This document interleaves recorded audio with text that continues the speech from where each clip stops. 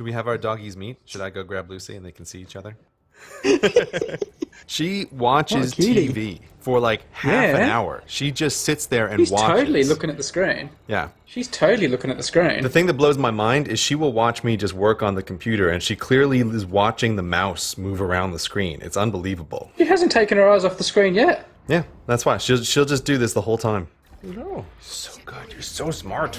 Oh, that's nice dog. Oh, she's the best. She's Nice the dog. best dog ever. No, this is the best dog. No, this is the best dog. Actually, ever. no, Lulu, you're the best dog. No, But Lucy is the best dog. Lucy is the best dog. can I ask you a question? Ask away. This just came to me. Mm-hmm. Who do you think would win a fight between you and me? A physical fight, if we were both just going for it? Be honest. Okay. I have two answers to this. Let's say we're in some situation that's like a boxing ring, right? Where there's a ref and we're having a fight under those circumstances. Yeah. Like if we were actually going to fight in real life, Yeah. you would probably win. Right. However, I think if we were in a situation where we were having a legitimate fight to the death, I would put my money on me then, in that case. If it's only one of us is coming out of this alive, I think I might overcome under those circumstances. What's the difference before you tell me about the reason for your second answer? Because that's kind of what I meant, like, just a raw fight, like in the jungle. But why would I win a boxing match? I don't mean like a boxing match. I just mean any kind of fight. Let's say it was a reward on Patreon that if we raise a certain amount of money, you and I will have a fight in a ring. Right? We're not going to do that, people. Don't even start. But let's just say that was a reward. Never say never. Yeah, maybe for shard money I might consider it, but it could be on pay-per-view. We all have our price. With a fight like that, though, there's a very different calculus going on, which is that there is some planned life after the fight. And so you have to make a calculation of when it is you want to concede that fight. So I think I would be much more likely to concede soon. A fight to the death is different, because if you lose, there is nothing. And so any amount of physical harm to yourself is potentially worth it, because otherwise you're dead. You're more likely just to quit if you can. But if there's no quitting, then you're betting on you. If there's no quitting, I'm betting on me. But if there is quitting, you're a quitter.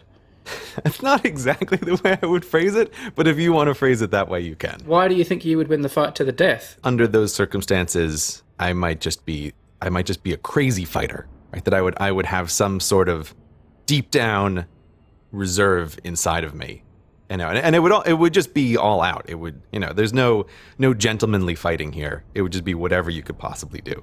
Yeah. So I'm not guaranteeing that I would win. Just to be clear, I don't think that this is like obviously I would win. I'm just saying I would put my money on me if it was a fight to the death. But even still, I think we're relatively evenly matched. So it might be like a 60-40 me fight to the death, and maybe a 70-30 you boxing match kind of fight. Okay. How do you feel about these numbers? What do you think about this? Well, I was thinking about this on my drive home tonight. Oh, yeah. And I decided pretty quickly and pretty easily that you would win. I don't agree with that. What do you mean you don't agree with it? You just said that's what you think too. Well, again, if I laid out my two scenarios, I think I made this very clear. But why do you think I would win? Well, you are bigger. I'm taller than you. Yeah, Yeah. that's true. And you seem to have quite big fists. I wouldn't want to get punched by one of your hands. Uh-huh. But the main reason was kind of what you said. I think there's a bit of, like, I think you have a big reservoir of anger you could call upon if you needed to. Mm-hmm. You could just go wild. Like, yeah, and I was thinking, cage fight to the death. Yeah, I think you'd just go a bit crazy. Like when you burned yourself with coffee. The Hulk would come out. That would actually be my strategy to win. I would burn myself with coffee right before the fight. Yeah. No, I do. I think you would win. I think you would win a fight between us. If it was something, if it was like sport, maybe not, because you'd just Right. be like meh. But if it was not necessarily to the death, but if it was like real anger at each other and just wanting to really hurt each other, I think you would do better. I like get angry for short periods and then I just like don't mind anymore. But I think you could just sustain the aggression. Well, I guess we'll never find out unless that Patreon thing comes through. So we're back after quite a break.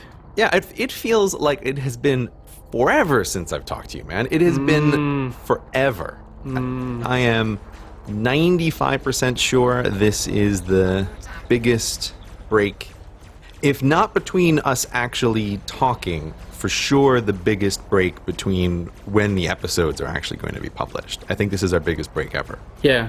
So, and is this I think this is the first time we've recorded Hello Internet when you're not in London. Yes, I think you are right. For the listeners, I'm in North Carolina at this moment. I was thinking we recorded the last episode in North Carolina, but that's not right at all. We recorded it just before we left. I think I edited it in North Carolina. You're confused. You're thinking of a podcast with your mistress. I can't keep anything straight because I'm still very jet lagged as well. That's also why I'm having a hard time remembering anything. I thought that maybe when you called you were going to put your parents on so I could speak to them because they're Brady fans and I didn't get to see them. Why would my parents answer my computer when you FaceTime? No, I would have thought you'd say, "Oh, look, Brady, here's my parents. They want to say hello," and they would just lean in and say, "Hey, Brady, how you doing?" No, we got work to do. We're starting. We've got stuff to do. This is not like a social call, but I'm all set up here in the home office in my house, and I don't have any understanding about why my parents would just be standing on either side of me waiting. Do you think they would like to speak to me later if I called them? Or? That might be awkward for everybody, but you can give it a shot. Why? Who would it be awkward for? Everybody. I think I just said that. I think it would be awkward for everybody. But It then wouldn't again, be awkward for me. That was literally what I was about to say, is I forget that you are very good with people. But my whole family is somewhat like me, if that gives you a little bit of a feeling about why it might be awkward for other people. Really? Yeah. Maybe I shouldn't speak to them then. If they're like you, I should probably give them a wide berth. We have even discussed while I was here how everyone in the whole family does the same, "Oh no, the person at Starbucks has recognized me, I can never go here again" thing. Everyone in my family does that exact same behavior. You can't go to a restaurant where the waiter knows precisely who you are. Do your parents move house every 3 months or something? Or? No, but they can rotate the places that they're going to go. I'll tell you what, Starbucks would never have become the business it became if the world was full of your family. No, the business just shifts around. That's the way it works. It's you're still going to a Starbucks, just a different one. All right. So you have been all over. You're in North Carolina. You went to Hawaii. You've just been on planes everywhere. Yeah. Anything I should know? Or? Yeah, it has been quite the summer of traveling for me. I came to North Carolina for my family. I went to Hawaii for, I don't even know, 10 days, 12 days for my wife's family. And then recently I have come back to North Carolina. It has been a jet lag-tastic summer from my perspective. And now is the beginning of the eastward part of that, which is very rough and I don't like at all. Well, you were supposed to come back a week ago, but it sounds like you're just waiting around for some seat on a plane sometime. What is this? This is always the standby uncertainty of precisely when we're going to go, and I don't know when. I can't even speak, Brady. I can't even speak because I'm so out of my mind, but... It just seems like such a situation that you would not find acceptable. I can't believe that you tolerate the situation where you have no control or say over when you're going to fly, and you're just waiting around for a week for a maybe plane. I can't believe you tolerate this. I think the only reason I tolerate it is because this is what flying has been for my whole life. That I almost never, ever have a dedicated ticket. And so I just feel like, oh, isn't this how everybody flies? That, maybe you're leaving on some day, maybe you're not, and you don't even know. I think that's the only reason why still grown-up adult me seems perfectly fine with a situation where that's the dates of flying stupid. You are know ridiculous. That's not the case. You're Mr. Rational, and of course you know that's not how everyone flies, and you've known this for years. Are you being cheap? Is that what it is? I'm not saying that I don't literally know that people aren't all flying on standby. I think it's just that this is how I've always flown, and so it feels very natural. As I said, are you being cheap? I'm not being cheap. You want the upgrade. You want That's the upgrade. exactly right. That's exactly right. Gray, do you know what? Having the upgrade makes the flight nicer, but it's completely cancelled out by the fact you had to wait a week to get it. You may be right about that, Brady. You may be right. I don't think your kind of cost benefit analysis is working here. I think there's a bug in your machine here. Yeah, I need to debug some of my code. I need to change this around. It's so unlike you. Oh, I'll just sit around for a week, not knowing when I'm going to fly, because then when I eventually do the 6 or 7 hour flight, it will be more comfortable. I'm sorry that you disapprove of this. I'll see what I can do about it. I went to Morocco again for a holiday, which seems like an eternity ago. I did at that point. I was trying to figure out. I was trying to figure out if that was the furthest apart we've ever been since starting the podcast. Like it was like, because you know how you say there's that rubber band between us, and it really hurts you when we're far apart. Do I say that? Yeah, you've said something like that. I'm sure you've said something like that before. Oh, okay. So I got out that website that does those. How do you say it? Antipodes, antipodes. How do you do it when you look at what's on the exact opposite side of the Earth from where you are? Earth sandwich. That's what that is. Well, no, that's not the proper name for it. But anyway, I'm pretty sure that is it. Okay. That's what it is. because I thought maybe we were going to be close. So I got out the website to check when you were in Hawaii and I was in Marrakesh. Turns out we weren't really as far apart as I thought. How far apart were we? Well, I don't know. When the hole through the Earth came out nowhere near each other. But when you are in Marrakesh and I am in Hawaii, we are just about as far apart as we can be time zone wise. It's almost impossible for us to be further apart. Well, let me call it up. I think we're like one time zone away from being as far away as possible. So when you're in Hawaii, if you were to dig your tunnel, it looks like you come out roughly in Botswana, like right south of Africa. No, thank you. I was right up in the north of Africa, and if you dug a hole from where I was, you'd be coming out right near New Zealand. New Zealand's kind of close to Hawaii. Yeah, not that close. You got to take what you can get in the Pacific Ocean. Yeah. This vast stretch of nothingness. I'm going to have a look if you dug a tunnel from Adelaide, home of the Black Stump. Always with the Adelaide. You come out pretty much right in the middle of the Atlantic. I love this thing, these antipodes or antipodes or however you say it. I'm fascinated by it. There's a map that shows the overlap. It's surprisingly little of the Earth that actually does overlap itself. Again, because if you actually look at a real globe and rotate it so that Hawaii is in the center of your globe, all the way the rest of the way around that globe is just water. It's like if you look right at Hawaii, there is just nothing. So it's like on half of the Earth practically, there is no land except for tiny specks of islands. So I think that's part of the reason why there's so very little overlap if you're trying to think about digging a hole through the center of the Earth. No, I'm looking at that map now. It's very interesting.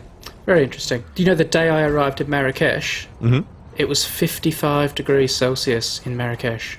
That sounds hot, but I need to do the calculation for that in terms of real temperatures. So 55 in your made-up nonsense temperature measuring is super hot. Holy cow! What is it in Fahrenheit? Like 10 million or something? Yeah, it's 131 degrees Fahrenheit. Wow. I wasn't actually staying in Marrakesh. I was staying in the mountains, Atlas Mountains, just above Marrakesh, and it was cooler there, but it was still in the 40s every day. Okay, so 40... Like 42, 43 was very common. Okay, that's still pretty hot. That's 107, 108 degrees. There you go. That is very hot. How are you surviving such temperatures, Brady? Cold drinks. Cold drinks. Air conditioning. Oh, air conditioning. Okay. Yeah. Oh, it was. Yeah. I wasn't hiking up a mountain. I was doing luxury. Yeah, you're doing luxury. Did you have Sherpas? Were there Sherpas? No, there were no Sherpas, but they were very helpful people bringing me cool drinks. I saw some of those cool drinks when you posted them on Twitter. And then moments later I got a message from your wife telling me to tell you to get off your phone. Yeah.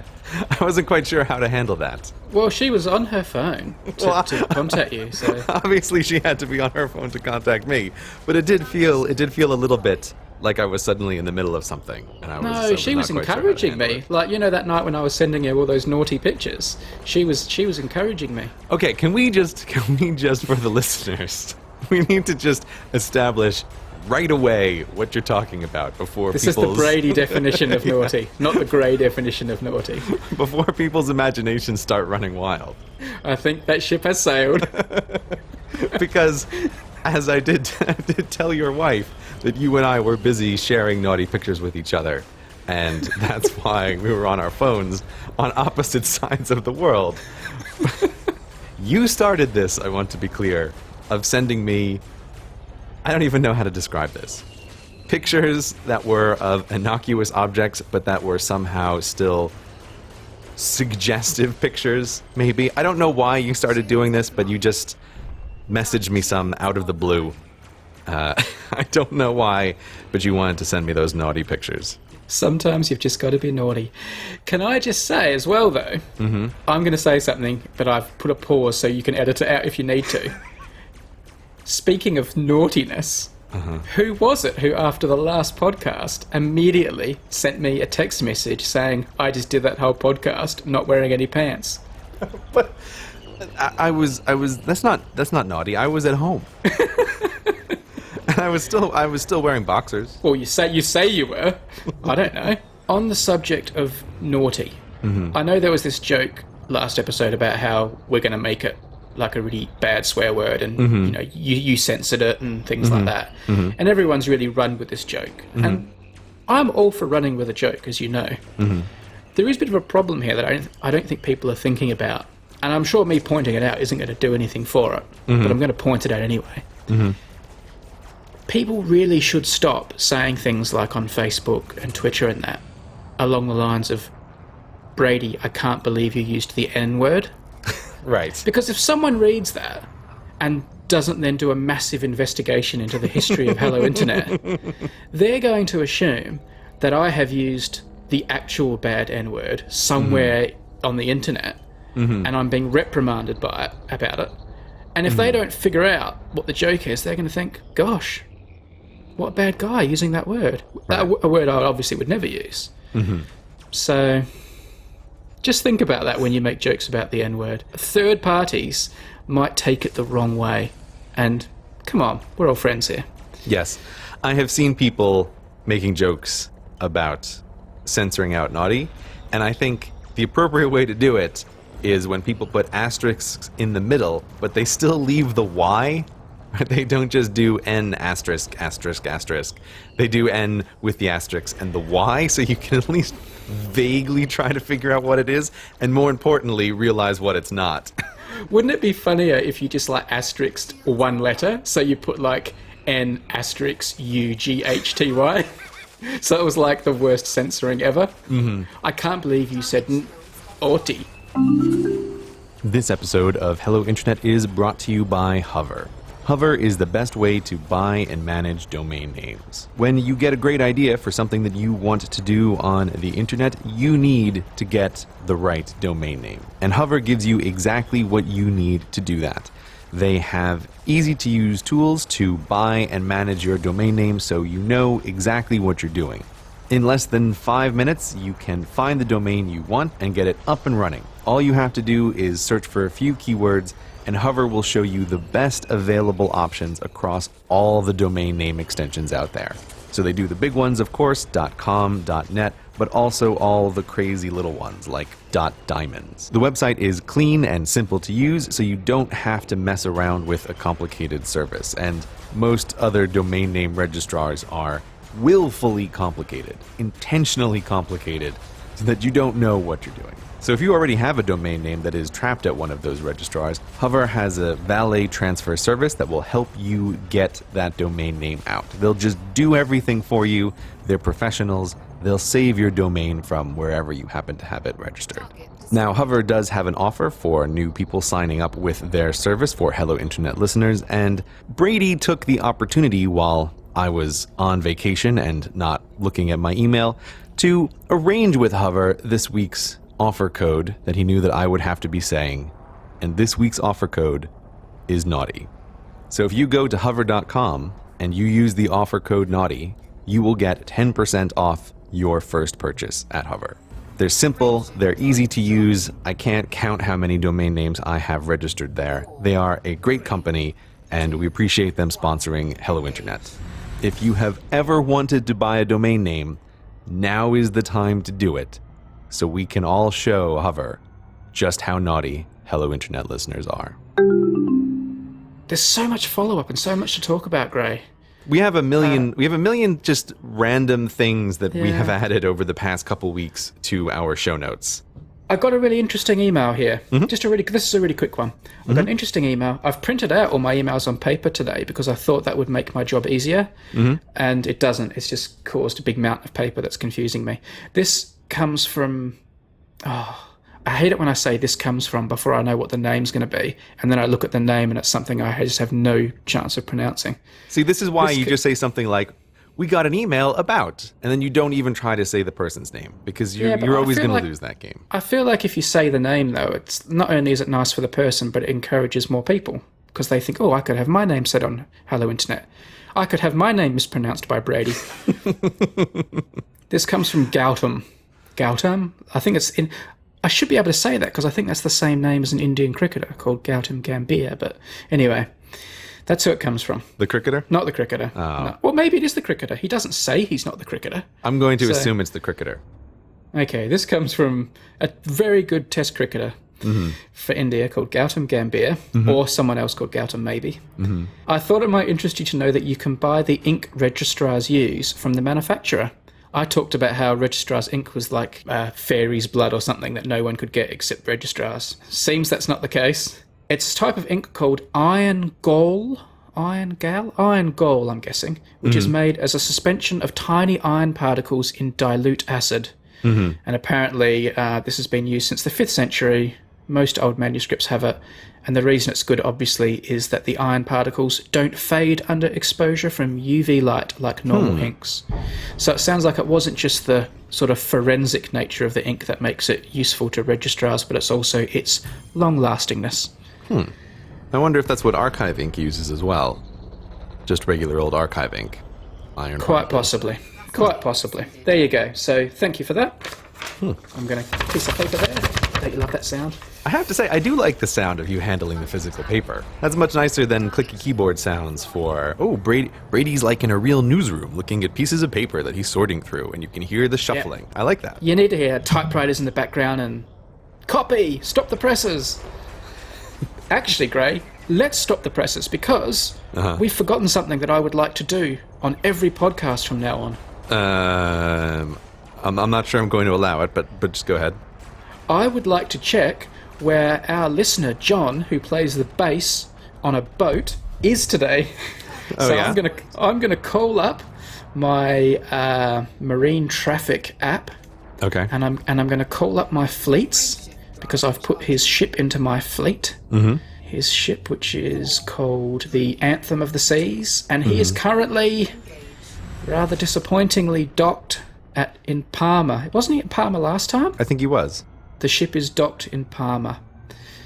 Anyway, How anticlimactic that was. how anticlimactic, but I always just want to know where he is. But I have another nice email here, Gray. Pulls out the paper. Very good. Yes, we can hear that. This comes from... Oh dear, that's another one. This comes from Gannon, which is an unusual name. Hi, Brady. And Gray, I guess, but he won't read this. Wink. You are correct, he won't read this, but he is having it read to him. I'm listening to it at this very moment. Now, I like to think we have a diverse audience, Gray, but I'm beginning to think maybe we don't. I'm beginning to think everyone who listens to our podcast is either called Tim or is a bass player on a boat, because Gannon here says, I am also a professional bass player working on a cruise ship. I'm not sure I believe this story. He's got a lot of details here. In fact, I work for the same company that was mentioned by the person from Anthem. I work primarily as a trombonist in the orchestra on the beautiful Majesty of the Seas, and I sometimes play bass for the jazz sets. He's a seasonal musician, and during the school year he's actually a music professor at a university in Central Texas. But when he was writing from the capital of the Bahamas, which is... You know what that is? I do not know what that is. I would have thought you would. You seem like someone who would know lots of capitals. Nassau. No, I wasn't going to get that. There's a pirate-themed bar here on the ship I assume he's talking about, and all the crew like to go because they have good Wi-Fi. Love the podcast. Been listening since episode 2 was released. Keep up the good work. So, you know what I'm going to do now, don't you, Greg? I do know what you're going to do. Where is he? Let's call up the Majesty of the Seas, which is also in my fleets now, and that is, rather more excitingly, that looks like it's sailing. Mm-hmm. And it is currently sailing near the Bahamas, basically about halfway between the Bahamas and Miami. Oh, there we go. So, enjoy your cruise there, Gannon, and any other bass players on ships who care to get in touch. No, you see, you can't do that, Brady, because all you're going to do is just get an endless number of emails from people pretending to be bass players on ships. I don't think that will happen. I think our listeners are definitely naughty, and they are a nuisance. But I don't think they are liars. Our listeners are no nuisance whatsoever. That they will, like, if given the chance, they will create nuisance. They are mischievous, maybe is a better word. They are mischievous, but I don't think they're liars. So I don't think they will say they're bassists on a ship if they're not. I'm just thinking out loud here, Brady. But I've been seeing a lot of feedback as well from people talking about their jobs and what they listen to when they're on the podcast. And I'm thinking we're getting enough of this feedback that very soon we need to institute a photographic proof policy. Oh, yes. What Big the person's actually doing. So all of these surgeons who are apparently listening to Hello Internet while commenting on the Reddit, I need to see a picture of your iPhone in the chest cavity of somebody that you're operating on with Hello Internet on the screen. Because otherwise, it's just like every surgeon in America is listening to our podcast while doing their work. And I'm beginning to be a bit doubtful about how many of you really there are.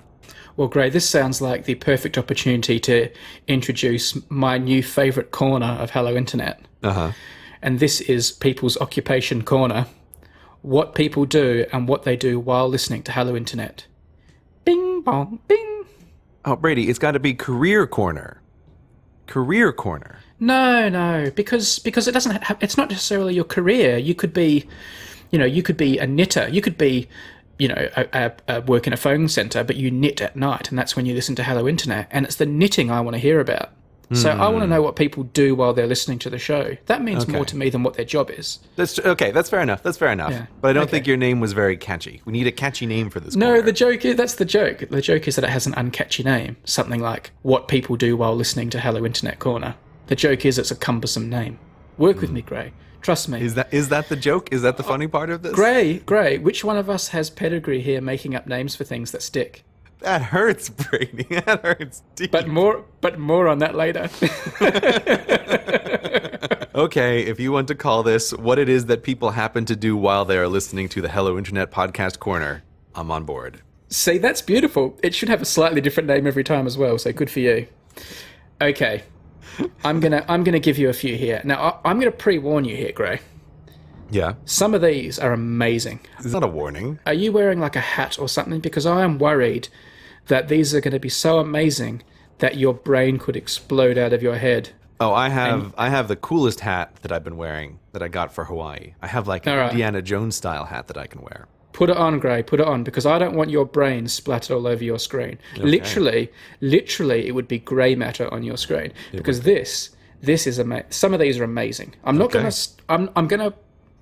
ease you into it. I feel like you're doing movie spoilers here, Brady. You're building it up so much I can't possibly. No. Listen to me. Okay, I'm listening to you. Listen to me. I know you're worried. I'm building it up too much, and I can't possibly meet expectations. But trust me. At the end, you will be impressed. Okay.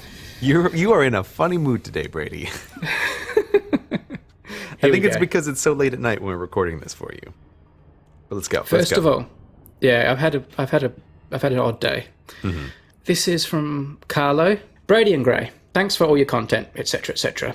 And he says, I think Brady's videos are better than Gray's, but he doesn't actually say that. He says, I listen to the podcast mainly during my work as A penetration tester. Frankly, that sounds naughty. It does a bit. Do you know what a penetration tester is? You probably don't want me to guess what that might be. Well, come on, have a guess. Okay, my guess is he's working in a materials lab. That is a good guess, Gray. That is a good guess, and that's what I would have guessed too. That's what I thought when I first saw it. Turns out it's not the case. Okay. It's actually a job that would really appeal to you. Oh yeah? The email continues. Don't let the title fool you. The job mainly involves breaking into financial and medical institutions through social engineering and working towards compromise of their network in the same way a real hacker or attacker would. So he's a white hat hacker. Yeah, guess he is. Cool job, eh? I imagine that is quite a satisfying and rewarding job for the sort of person who would go into it. You know, you have permission to try to break into people's security systems. I bet that's super fun for the people who like doing that kind of thing. I bet Carlo could tell you some cool stories over a beer as well. Especially the social engineering point. You know, as always, humans are the weak link in your security. They're always the ones to go after. Just a quick one here. This is from Patrick. Hi, my name is Patrick. I wanted to tell you, brackets and Gray, that I listen to Hello Internet when I do surgery on mice. Surgery on mice. I work as a research assistant and I study the effect of probiotic bacteria on the heart. When I do repetitive tasks, your podcast is my favourite thing to listen to. Tell Gray that if he is paying his tax in the US still, he's helping to fund my research. And thank you for the wonderful podcast. I actually have seen photographic proof of this one. This came up on the Reddit once. Someone showing the actual Hello Internet podcast player and mouse surgery simultaneously. So I'm presuming it's the same guy.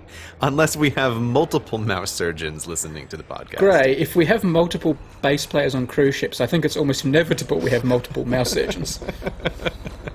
Now I want to know if it's the same guy or if we have many mouse surgeons. Much mouse surgeons, yeah. You never know. You do never know. Here we go. This is a very long email, so I'm not going to read it all. But Okay. it was a very good email. I enjoyed it all. Thank you very much to Jamie. I would like to inform you of another career, etc., etc. I'm the sound guy on a travel documentary TV show. My day consists of recording clean audio in some very exotic and beautiful places. In summary, he listens to the podcast in his headphones in his downtime between recording because there's so much downtime on a documentary.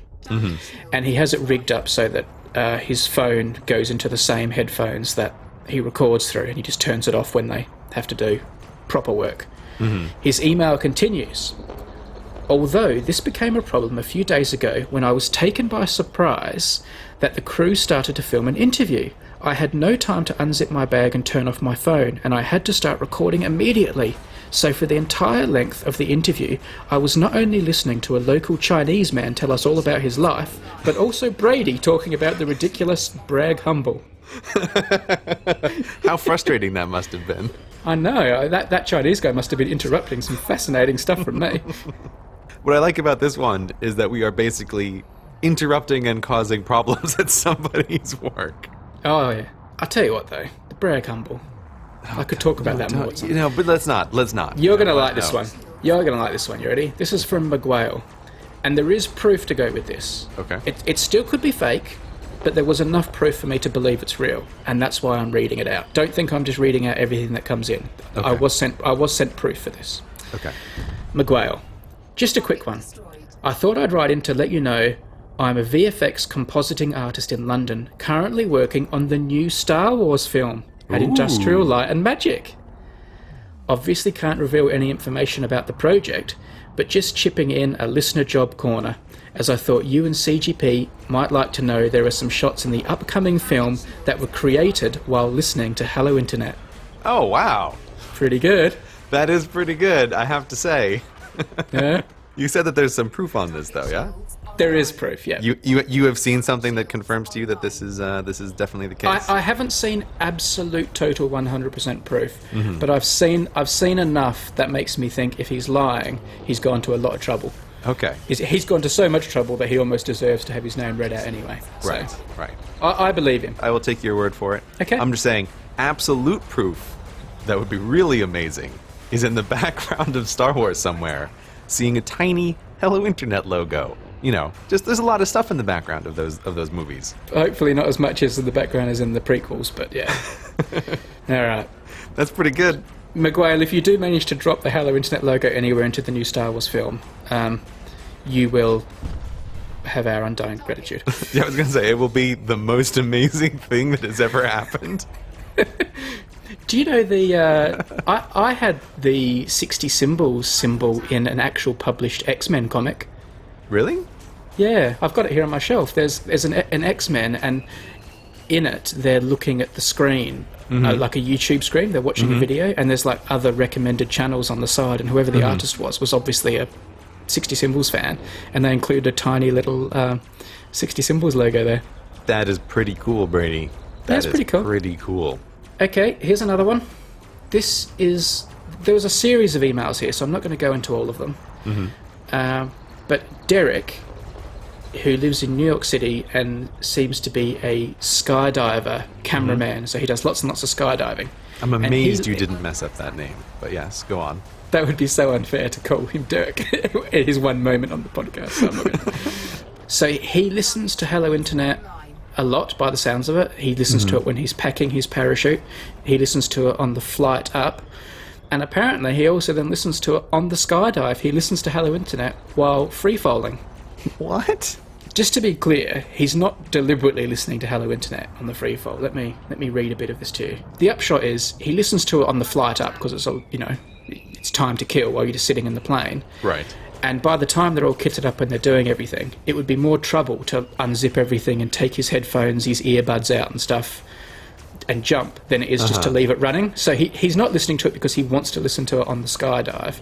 That's just incidental. But he does listen to Hello Internet while skydiving. And I did say to him, can you hear it while you're free falling? This is what I'm wondering. Yeah, well apparently you can, but he did say something interesting. I can hear your voice, as in Brady, more than Gray's. I don't know why that is. There's something about my voice that's more easy to hear when skydiving. Your voice is at the right frequency, I guess. I came in as a fan of Gray, but I've become a Braidite. He says, I also kind of want to call you a jerk, just so that you could tell Gray I was naughty if it comes up. In fact, now that he's called me a jerk, I am going to call him Dirk. There we go. So there we go. Thank you very much, Dirk, the skydiver. Derek, the skydiver. You're even correcting that one. Okay, Gray. Are you ready? Are you ready for the big one? Okay. Here we go. I'm going to send you the picture. Okay. You got your thingamajig? I'll open up my message. This comes from Chris. Okay. I'm going to... There's an email. There are numerous pictures. Okay. This is one of them. You make me nervous when you do things like this, Brady. I don't know why. Here comes the picture, Gray. Okay. Okay. Do you want to tell the listeners what you're looking at? Am I looking at Air Force One? You are. Okay. I'm looking at someone holding up their iPhone playing Hello Internet in front of Air Force One, and they, I'm guessing, are military personnel because I can see a little bit of the uniform on their arm. So All right. It looks like someone who's going to get on Air Force One. Let me tell you about this email from Chris. Okay. Now, this email has so many qualifications in it. I just want to say, I'm not going to read them all, but Chris could not have made it any clearer that he only listens to Hello Internet at appropriate times during downtime when he is allowed to. Right, he is not listening to Hello Internet when he is doing things that are mission critical or when he shouldn't. Of course, of course. Okay? Now, he's made that very clear, and Chris sounds like a very, very responsible man. Okay, got it. Sir, he starts with Sir. I like him already. I'll start by getting to it. In regards to jobs while listening to the Hello Internet section, I feel I should contribute. I directly work supporting Air Force One missions for the Air Force. I obviously can't listen during operations, etc., etc., etc. Special Air Missions Passenger Service, or SAMPAX, Not only do I get to be involved in operations when the president flies in or out, but sometimes I actually am the guy driving the staircase truck that he climbs to get onto Air Force One. Very cool. So the guy that drives the president's stairs up to Air Force One listens to Hello Internet. I assume he's not listening as he drives the stairs up to the plane, but of course. That's amazing. There you go. I thought this was a perfect storm. It involves planes, it involves the podcast, it involves the President of the United States. So, what more could you want? That's great. I guess that I am assuming that's his staircase car on the right-hand side of the picture there. It is. He has said we are allowed to use that picture of holding the podcast up in front of the plane. He sent some other ones, which we are not to use. Okay. And he also sent lots of like press photos that shows like various dignitaries getting off the plane with him in the background, princes and princesses, the president. He sent me a picture of him and the president himself. Very cool. He says movement of the president is considered one of the very few no-fail missions at the Air Force. It's strictly business, so he's not listening to Hello Internet at those times, of course. No, of course not. Of course not. That's pretty good. Air Force One. Are you impressed? Did I meet your expectations? I am very impressed, Brady. All right. Did you solicit a whole bunch of emails asking for No. feedback? No, I don't think so. These, These are just the messages that people sent to you? and there are loads of other ones. I have been reading them all. I've even saved a few good ones for next time, and you feel free to keep trying to send them in. Don't bother sending them to Gray, of course, because, well, you all know why. We do all know why. But Yep. Brady likes getting these messages. I love hearing about them. And I'm glad that you have a few ready for the next installment of stuff that people happen to do while they're listening to our show corner. So I'd like to talk to you about one of today's sponsors, and that's Backblaze. Now, I'm sure you've heard Gray's take on this, and let's be honest, he's a little bit alarmist sometimes, isn't he? Backblaze is a service that will back up everything on your computer, constantly whirring away in the background and saving all your precious zeros and ones to an off-site server. Now, Gray's told you many times that when catastrophe strikes, and it almost certainly will, Backblaze will be your saviour, because all your data is safe and secure, off-site. Now, this is true. I cannot argue with this, and it's the main reason I use Backblaze myself. Protection and peace of mind. But I don't want you to think of Backblaze as just like Batman, a silent guardian, a watchful protector. Today I'd like you to think of Backblaze as kind of like the best friend you could have in the world. Let's call him Davo. Now let me explain by telling you about 3 of Backblaze's services. First, they send you occasional emails updating you on how your data is doing, how much is stored, maybe they'll warn you if they haven't heard from your computer in a while. Second, they've got a really cool app, and you can use this to access any single file stored on their servers. Well, your files, you can't access other people's files, but you can access any of your files stored on their servers. What a handy thing to be able to get into your files from your device remotely. Now, thirdly, they can send you all your data on physical drives, which is really handy if you haven't really got the time or the bandwidth to re-download everything. Now, those are 3 pretty handy things. Let's get back to Davo, right? Imagine all your most important photos and documents, like physical ones, are stored in cardboard boxes at a friend's house. Davo's house. Now, that's all well and good and you have peace of mind, but imagine this. Imagine if once a month, Davo went up into his loft, checked all your boxes, and then sent you a text message just letting you know everything was okay. That'd be good, wouldn't it? Also imagine Davo gave you a spare key, so that if you ever wanted just to come and grab 1 or 2 things from the boxes, you could do it whether he was home or not. And lastly, imagine if you wanted all your boxes back and Davo said, no worries, popped them in the back of his car and personally drove them around to your house. What a friend Davo would be. And that is basically what Backblaze is doing with your data. Much more of a buddy than Batman, but sort of kind of both. I bet Gray loved that analogy. Now, if you'd like to join Backblaze, and you really should consider it, whether you're scared or because you just think they sound nice, I can't recommend them highly enough. It costs just $5 a month. It's totally worth it. Here's what to do. Go to backblaze.com/hellointernet so they know you came from here on the podcast. And if you want to try before you buy, there's a risk-free, no credit card trial. I think you'll be impressed. That address again is backblaze.com/hellointernet. Oh, here's something interesting. Yeah. Now look, I know you're going to be a bit reluctant to do this. And You saying that literally made my whole body clench up with resistance before I've even heard what it is. and I also don't want to set precedent. So this isn't going to work a second time. This is not... But because this is the first one of these I've got, I'm going to give it the benefit of the doubt and try my luck with Gray. Okay. All right. Here we go. It says, "Hello, Brady. This message is intended for Gray." That's normally the point at which I delete emails. But I'm so sorry you get all these Brady, but it's also hilarious to me. seriously, I usually don't read on, but it had an interesting subject line and it was a very short email, so I did read on. Mm-hmm. Oh gosh, I'm going to struggle with this. I have lexical gustatory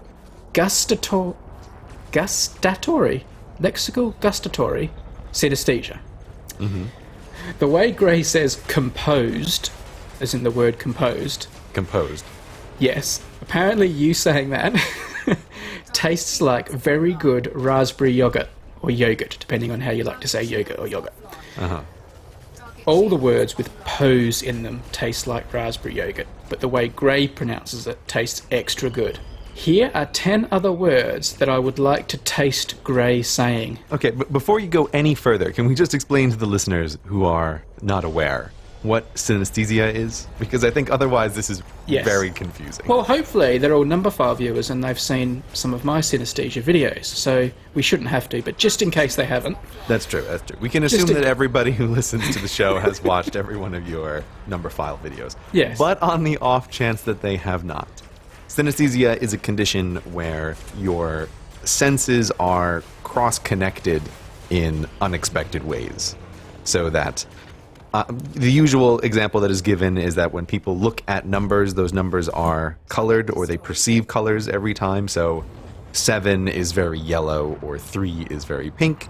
And there are also cross connections like this person seems to have, which are tastes or smells that go along with sounds. So this person has the taste version of this, which is crossed with sound. So when they hear particular sounds, they also experience tastes. Brains are funny. So when Gray says, composed, our listener is tasting raspberry yogurt. Right. So they've got just 10 words here that they would like you to say. They haven't said what these words will taste like, so I'm hoping they will then email me again and tell me what they taste like after you've said them. Well, the person very likely doesn't know what the words will taste like. Well, we're about to find out. But the interesting thing is, and the only reason I'm doing this, is because the 10th word, they think my version will taste better than yours. This feels like a very strange thing we're about to do. So there's 9 words they want to taste from you, and the 10th word they want to taste from me. But they're going to get both of us anyway on all the words. Okay. Are you ready, Gray? Yeah. All the gustatory synesthetics out there, get ready. Get your knives and forks out. You're in for a treat. Or in for something horrible, depending on how your brain is wired. Are you ready? Uh-huh. Because? You've got to say it in more like sexy Gray voice, like say it all like, you know what I mean. Give it the treatment. You ready? Because. Welcome. Before. Like. Integral. Possibility. Oh, I liked that. Even I liked that one. What did that taste like, Brady? I don't know. It was just so full of possibility the way you said it. Waiting. Family. Passion. This is getting weird, Brady. Passion. And here's the last one, and apparently this is the one that will sound better coming from me. Mm-hmm. Party. I can see why that would taste better if you say it. Really? Why? It sounds nicer when you say it. The words sound very different when you say them versus when I say them. But I think we need to also ask this person what naughty sounds like when you say it versus when I say it. Because you That's- say that- that word completely differently from me. You put such a spin on that word as to make everybody who hears you say it uncomfortable. Well, I don't think that's true, but I also say it in different ways depending on the type of naughtiness I'm referring to. Right, but even just the way you said it right then, there's always this little Brady twist on it. Gray, I think that's in your mind. It's not in my mind. It's in your voice. And we're going to need to have a content warning for all the naughtiness in this episode.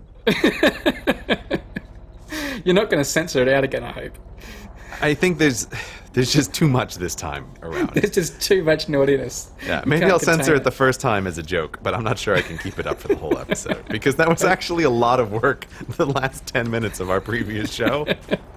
Right when I didn't need any extra work, there was a whole lot of it.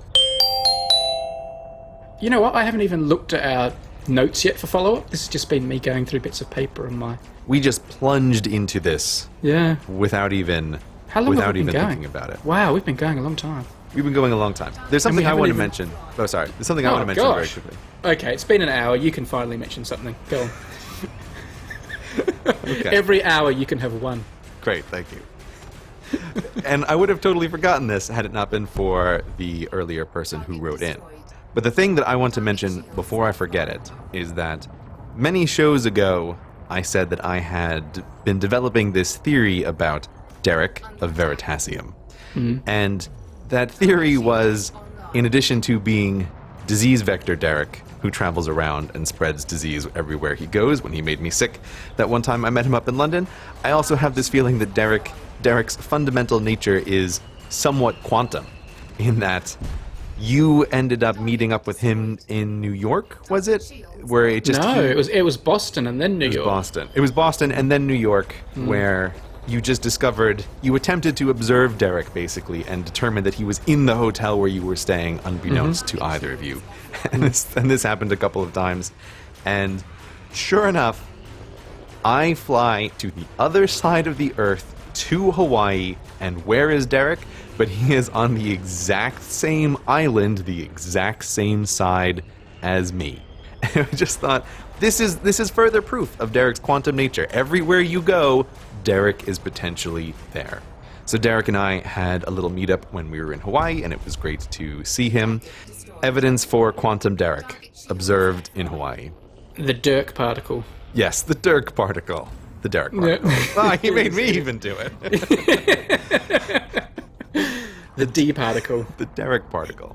Wow. Derek particle. Derek It is particle. everywhere. Yes, that's right. Everywhere you attempt to observe it, there it is. Derek's actually the next thing they're looking for at the Large Hadron Collider. Now they've increased their power. Now the Higgs boson's taken care of. They want to nail down exactly where Derek is using that. Exactly. Yeah. So I had a really interesting interaction.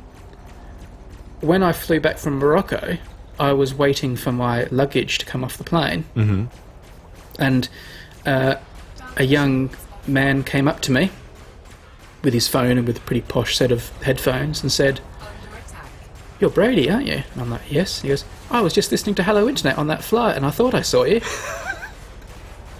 So his name was Jake, and he listened to Hello Internet. Not only did he listen to Hello Internet on a plane, he listened to Hello Internet on a plane with me, Wow. with one half of the podcast. And I don't think that will ever be beaten, because the only way you could beat that would be to listen to Hello Internet on a plane with both of us. And we're actually contractually not allowed to fly on the same plane. Oh, yeah? Because it's like how the royal family's not allowed to put too many people in line to the throne on one flight. Because if the worst happens, like Hello Internet would just be wiped out in one plane crash. So there always has to be one of us not on the plane. So You know what? I have to tell you something, Brady. You and your plane crash corners. So I took all these flights. Every single flight I was on, I had the exact same thought, which is that if I die, somehow I'm going to end up on some version of plane crash corner that you do. Because if I die, right, there needs to be some message that, like, oh, the Hello Internet podcast is over, and it's like, oh, I'm going to be going down on an airplane, and my last thought is Brady's going to be doing a plane crash corner on Number File, mentioning that CGP Grey has died. This whole plane crash corner thing, I think about it now, end my own mortality every time I'm on a plane. Every plane ride. Great. I don't like this. Yeah? If you die in a plane crash, I will not be doing a plane crash corner about it. Yeah? You sure? You can know that right now. Oh, yes. Yeah? It wouldn't be extremely tempting? No. You gonna watch Air Crash Investigator for the flight that I was No. on? You think some good friend of mine dies in a plane crash and I'm going to exploit it and make like a plane crash corner about it? That's crazy. There's gonna be like a plane crash corner on Brady stuff for CGP Grey's plane. That's all I could think of a few times. Okay, well if you think about that, that's fine, but just know that won't happen. Oh, yeah? Just let your last thoughts just before the plane smashes into the ocean. Just know that won't happen. Okay? Oh yeah? Huh. Okay. I swear, this podcast has made flying more difficult. I find it funny though that your fear isn't, oh no, I'm going to die and what's going to happen to me after death, or is it going to hurt? Your fear is, what's Brady going to do with this on the internet? I'm not saying that that's my fear or anything, but it was just a thought that I couldn't help think on every flight that I took this summer, and there have been many flights. There's still another one, Gray. Yes, there is still one more. Actually, there's still at least two more. I get to pass through Dulles for, let's see, like the 6th time in this summer. Yeah, Wow. I think this will be the 6th time I get to go to Dulles this summer. Not looking. Do you want forward to give us? Do you want to give us Dulles Airport corner? What's the latest happening there?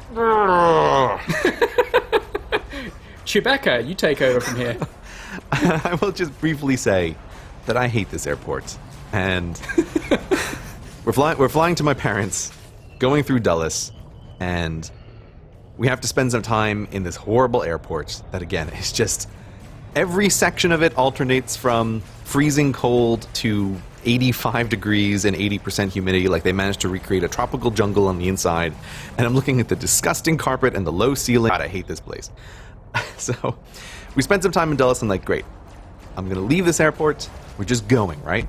But no, Dulles always gets you. And so we're flying out of Dulles, flying down to North Carolina. And there's a huge storm, apparently, in North Carolina that we're trying to fly around. And so there's like, we're in this big, like, turbulent aircraft. I'm already feeling not very well, and now we have turbulence. And once again, thinking of the podcast, the pilot comes on after we've been flying for maybe 2 hours, and he's like, hey, everybody, we're running out of fuel. Attempting to land in North Carolina because of this storm. So I'm just going to radio Brady so he can get recording on his next plane crash corner. Yeah. And again, as always with this stuff, I'm thinking, why are you telling me that we're running out of fuel? Well, I don't need to. Whatever your next sentence is going to be, you could have skipped the "we're running out of fuel" part of the first sentence. But anyways, He could have gone straight to, we're going to crash. well, almost as bad. He says we have to turn around and go back to Dulles. I would have almost rather attempted a crash landing in North Carolina than here that we have to turn around and go back to Dulles. Just smash it into a mountain. We'll take our chances. Yeah. But this is why. Like, why do you tell me we're running out of fuel and then that we're going back the way that we've just come because there's apparently nowhere else to land on the eastern seaboard except Dulles? Yeah, so we turn around, we fly back to Dulles. We get there, I don't know, at like 2 a.m. or some ungodly hour, and I'm thinking, Dulles, right? It always gets you. So then we have to go to an airport. Then we had to go to a hotel, and then come back to Dulles again the next day to fly out. It's just like, man, I do not like this airport, and it makes me pass through it even more than I normally should. But yeah, when they said we're flying back to Dulles, I thought, I can't believe this. Do you ever consider other routes, or is there no choice? It's the only way you can go. The answer, I guess the answer, continuing on from our earlier conversation, is that if I'm going using the standby method that I always do, Dulles is always going to be the option that I'm taking. There are other planes that exist in the world, but the standby route on United to where I want to get is always going to go through Dulles. Great, it's time to let standby go. Yeah? You've outgrown it. Yeah, you think so? Mm-hmm. I'll have to think about this. The only thing in Dulles that I was kind of interested to discover, because we talked about those tank truck AT-ATs that transport you from terminal to terminal. Oh, yeah, they sound cool. They do sound cool. I did find in Dulles, if you look in the right spots, you can see disused infrastructure from where those things used to connect into the terminals and where they now go into nothing. There are some doors that just open out into open space 20 feet over the ground. And I realized, I always just thought, what are these stupid doors that go to nowhere? And then I figured out last time, I go, oh, right, of course. These are disused docking points for transport at Dulles. They're at loading bays. So if you are at Dulles Airport and you see a door that could injure you severely if you walk through it, that is the old Dulles infrastructure. So you may be there right now. Go find them. It's like a fun scavenger hunt to do at the world's most terrible airport. So, let's talk about watches for a second. Oh yeah, you want to talk watches? Of course I do. I know you do.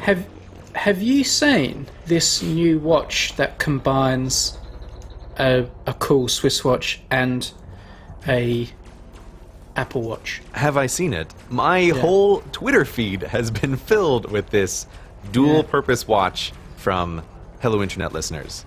I think people were pretty keen for us to talk about it. That was definitely the impression that I got of anything that's happened in the past 3 weeks.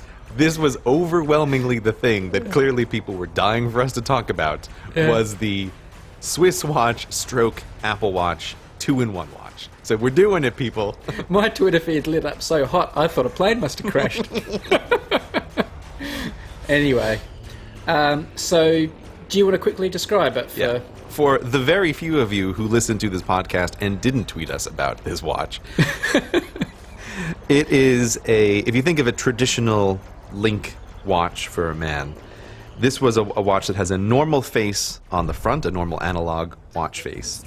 And very cleverly, the links go around, and on the underside of the wrist, they made the connecting, what they call it, the connecting slugs for the Apple Watch. So the bottom line is that you have a normal-looking watch on your wrist, and on the underside of your wrist, very discreetly, I would imagine, you have the Apple Watch there.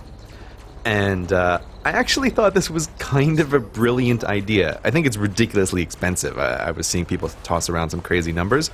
But I thought the fundamental idea wasn't bad. And it was just, I'm not saying I would do it, Brady. But when we were talking last time about, oh, would you wear 2 watches, 1 on each wrist? Of course not. No, that's just dumb. It never occurred to me, 2 watches on 1 wrist. Well, now maybe there's something to this. But from your huge sigh, I presume you have other thoughts about this. It's stupid. It's stupid. Yeah, you think it's stupid? Yeah, the Apple Watch tells the time. If you want to tell I think it's ridiculous. I don't know. I made my thoughts clear about it with one of my responding tweets, where I made my own version of it. That also includes a cheese grater. You know, if you want, I use cheese graters and I think they're useful, but I don't bolt one onto my watch. Yeah, that's the perfect analogy for the situation, Brady. Absolutely perfect. Thank you. I thought you'd like that. Yeah, I won't try to pick that apart in the slightest. I'm just going to try to get all the value out of that. Yeah, that I okay. can. Good. I just think it's silly. The whole. I love your voice right now. It's like you're so frustrated you don't even know what to do. Oh no! I mean, well, it's not going to catch on anyway, so it doesn't matter. But it's not going to catch on because it's a fortune. Yeah, but even if it was cheap, the whole point of people don't get it. The people who are going to shun the Apple Watch and stick with a nice Swiss watch like the classiness of a nice Swiss watch. It's not like they're thinking, oh, the Swiss watch has got a real utility for me, but I also want the utility of an Apple Watch, so let's bolt them together and have something that doesn't look quite as nice and classy but does both. It's like, it's a decision. My thought on this is it lets each thing be the thing that it wants to be. You have no, it doesn't. It's not. It's not. It does not. Great. It's not letting the Swiss watch be the thing the Swiss watch should be. Because a good Swiss watch doesn't have some piece of modern electronic equipment hanging off its bum. Listen, the Swiss watch is on top, taking the glory position that everybody can see it, and it looks really good. And then the Apple Watch is the workhorse on the other side where people are less likely to see it, but it can still provide all the functionality of tapping you on the wrist for notifications, and presumably it can still do the health monitoring stuff from that location of measuring your heartbeat and everything else. So I thought this is a good idea. I don't think it's sufficiently discreet, but let's say it is sufficiently discreet. It still completely ignores the whole fact of tradition. No, Like it's the tradition of an old-fashioned watch people like to. I mean, yeah, I can never argue against your position of we used to do things a different way and now we don't. I mean, yeah, you win that one. We used to do things differently. Okay, well now who's making a stupid argument? I think my argument is perfectly reasonable here, and your argument is I like the way things used to be done, don't ever change them. Yeah, right. One little thing about why this caught my attention right away is because when I actually first had my Apple Watch, I thought, let me try to wear... You're gonna hate this. As soon as I say this, I just realized. But when I had my Apple Watch, I actually tried it for maybe a day, putting the face on the wrist, because I thought it feels like it's more comfortable, actually, if you're using the screen sometimes and pressing the buttons, to have the face on the wrist, on the bottom of the wrist, as opposed to the top of the wrist. So I actually tried wearing my watch the other way around, and I came to the conclusion that, yes, it is more comfortable, but it does not outweigh how dumb it looks to wear your watch that way. So that's another reason why I felt pretty amenable to this double watch look with your traditional one on top and your other one on bottom. I'm a bit surprised you like it, but I'm not entirely surprised, because the sort of person who likes an Apple Watch is different to me already. so I'm hardly going to be surprised that they like this thing, which I think is stupid as well. Uh-huh. What are you wearing on your wrist right now? Don't you have a whole bunch of watches and a new watch, maybe? Is there a new watch in your life? I am wearing my Speedmaster at the moment, but I do have a new watch.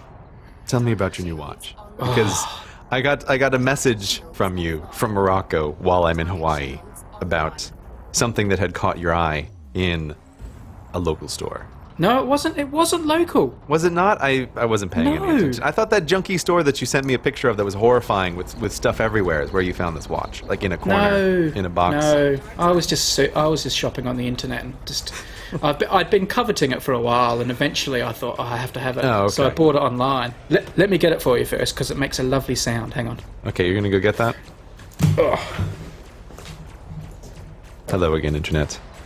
Brady's just away, getting his watch from who knows where. I don't know why he's so against these Apple Watches. Why you stop talking to them in my absence? I was sorry. I saw an Apple Watch today, Gray. They're like hen's teeth for me. I was really surprised. I saw one out in the wild today. Oh yeah. So, yeah. So here's my new watch. Like the Speedmaster, it's a manual watch, so you have to wind it up. But this is actually noisier than the Speedmaster, so you can hear it wind up. You ready? This is it winding it up. Listening? We're listening. Isn't that a great noise? That does sound very nice. So there you go. I have a new watch. It is a Smith's watch. This is a Smith's Deluxe, and this is an old watch from, I think this one was 1954. This is one of the two types of watch that the Everest climbers used when they got to the top in 53. And there is much debate to be had, but apparently Edmund Hillary was wearing one of these when he got to the top, and Tenzing, I think, might have been wearing a Rolex. But because the expedition were using Rolexes and these Smith's watches, Smith's has gone out of business now. They don't exist anymore. It's an English watch, not a Swiss watch, and it's just a lovely old thing. And I just wanted to have it, and I got it. It sounds very nice. It's. Yeah. I told you on InstaMessage, it's not my aesthetic preference for watches, but it is still a good-looking watch in the abstract. I'm noticing a bit of a theme with you for explorers' watches. Is that fair to say? That is fair to say. Let me just send you another picture of it that I took. I have another question about this. Go ahead. So, just a hypothetical here. But let's say the first man on Mars lands wearing an Apple Watch. Does that change your feeling about Apple Watches? Would you like them more? Well, No, because that's not like, it's not an old historic thing anymore. But in 50 years, I can imagine someone like me liking it. But you wouldn't feel, oh, I have this whole collection of Explorer's watches that I'm building up. No. And now I need an Apple Watch because someone landed on freaking Mars with an Apple Watch. No? No, it would be a bit more commercial these days. But anyway, have a look at this picture. Okay, I'm looking at this picture. This is a picture I took last night of the new watch. Oh, that's a good looking picture of that watch. It is old and beat up, but that's a great photo of it. I think it does it more justice too. That is kind of what it looks like. Yeah, that looks good. It's smaller than the Speedmaster. Yeah, kind of tan gold looking with big numbers. Here's a picture of it next to the Speedmaster. How many of these can I send before you just tell me to stop? Not very many more. Not very many more at all. Because I have the poor listener in mind.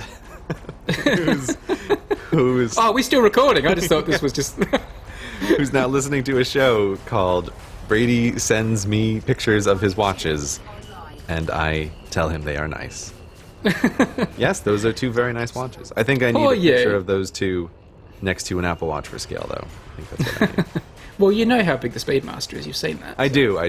I'm sorry. You say all these nice things about my watches, and I just keep telling you that I don't like the Apple Watch. It's okay. I don't need you to like the Apple Watch. I just think your dislike of it is funny. I was trying to think of something nice to say about it, and I couldn't think of anything. And I wouldn't want it any other way, Brady. This episode of Hello Internet is brought to you by Harry's.com. High-quality razors and blades for a fraction of the price of the big razor brands. Harry's offers factory direct pricing at a fraction of the cost of what you probably normally pay. And you don't have to wait around for some guy to come unlock the anti-shoplifting case at your local pharmacy. These razors just show up at your house. The starter set is quite the deal. For $15, you get a razor, moisturizing cream, and 3 razor blades. When you need more blades, they're just $2 each or less. With Harry's, you get the convenience and ease of ordering online, you get high-quality blades, you get a great shave, excellent customer service, and it's all shipped right to your house from their factory in Germany. Those Germans, they make nice high-quality things. So begin your journey with Harry's by trying their starter set with the handle, 3 blades, and shaving cream for just $15 shipped to your door. And when you use the promo code HI, you get $5 off your first purchase, which is 33% off their starter set. It's a pretty good deal. Once again, thanks to Harry's for supporting the show. So, let's talk about something YouTube related for a change. All right, yeah. Well, wasn't this ostensibly a podcast about the fact that we're YouTubers like a year ago? I know. So there's been a historic change at YouTube. Mm-hmm. They have done away with the view counters freezing at 301. It has been, for as long as I have known YouTube anyway, they have always, if you have a popular video for the first, I remember when I was doing my very first videos, it would sometimes be for more than 24 hours, that if you had a popular video, it would just say 300 or 301 views for a day, and you would have no idea how many views the video was actually getting. And the usual reason that I've heard from YouTube about why they paused it was because they were trying to check and make sure through their algorithms that all of the views were legitimate, that there wasn't somebody just running a server farm somewhere reloading the page constantly to bump up the view numbers on a video.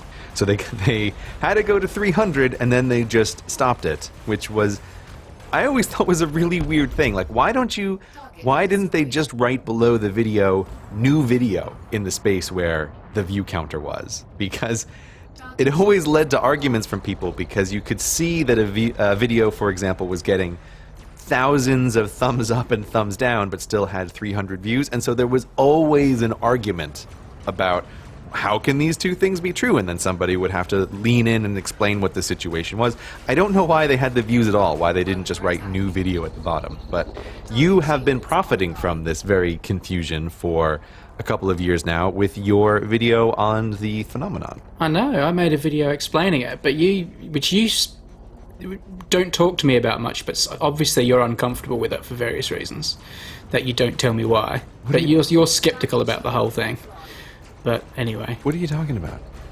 I don't know. You just, whenever you talk about it, you're kind of a bit funny about it. Not my video, but just like the whole 300, 301 thing. Am I? It's 301. It's not 300. One of the main purposes of the whole video is to say why it's 301 and not 300, because 300 at least would have sort of seemed to have made sense in some arbitrary way, but 301 was just bizarre. Mm-hmm. But this was an error in itself, an out by one coding error, because it was supposed to be 300, but someone mucked up with a greater than equals sign. So anyway, they've done away with it. They've decided they have the technology now to be testing for cheats in real time and not have to stop for a while and have a breath and have a little think about it. In all fairness to YouTube, this is something they have gotten better at over time. That I have noticed the videos have been updating faster and faster and faster with what the numbers are. Because I remember posting videos in the morning and staying up really late at night, hoping to be able to refresh and have some sense of how the video was doing, and then just having to go to sleep and see it in the next morning. And now they've gotten it down to on the order of hours, and obviously, currently they're able to do it in real enough time. But I think the very first thing I did when I heard about this was I messaged you, I think, and said, "Oh, I'm really sorry about your 301 video." That See? What is it with you? You've got an out by one error. I do. Gray's robot brain has an out by one error. Yeah, so I thought, your video that was going to perpetually make advertising revenue for you is now done. But you told me that YouTube has made a special dispensation for your video. Is that right? I know, the view counters freezing on 301 will never happen again on YouTube, except for on one video. My video. I like that someone has hard-coded this into the YouTube platform, that video by Brady will always display 301 as the view count. I was a bit funny about it at first, because that video has been watched about 3.5 million times, which is quite a few views for a YouTube video, for me anyway.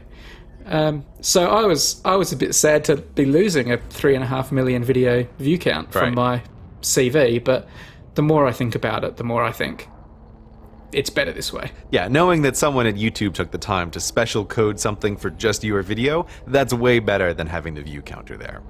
The only other video that I'm pretty sure has the same thing is there is a Futurama clip of the alien species that feels perfectly neutral about everything, and there's just a quick 2-second clip of someone saying, "I have no opinions on this matter," or no, they say something like, I don't feel strongly about this one way or the other. Yeah. And it must be hard-coded that the number of thumbs up and thumbs down on that video is always exactly equal. All right. It's not one of these things where the community does it together. It's always exact, so I have to assume that someone has hard-coded that in.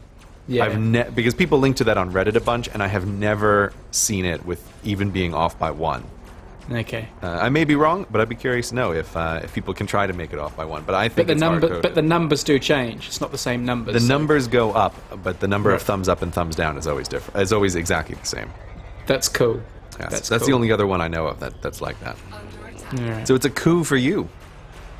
Coup for me, hey? Yeah, but no one's going to link that video anymore because there's going to be no more confusion. So it is passed into history. Maybe it'll be like that Reddit thing you said, though, with the thumbs. Maybe, every 6 months or so, someone on Reddit will notice and say, "Oh, look, this one's still stuck on 301. Mm-hmm.